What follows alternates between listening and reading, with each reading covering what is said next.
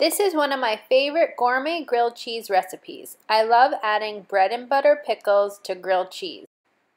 This is an easy lunch recipe that's easy to make if you already know how to make a regular grilled cheese. You're just adding one extra ingredient, pickles. To make this gourmet grilled cheese with pickles, I like to use a nice flavorful cheese like Gouda. It's really soft and it melts very easily on the bread. One thing that makes this recipe different is that you heat the butter in the pan and add the bread with the cheese that you leave open. So you leave this sandwich open so you can add the pickles later because you don't want the pickles to get extremely hot.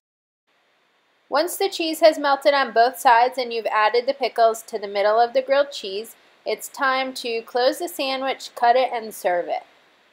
I hope you have a great time making this grilled cheese sandwich. I know I personally don't eat any grilled cheeses without pickles these days. Have a wonderful day. Cheers!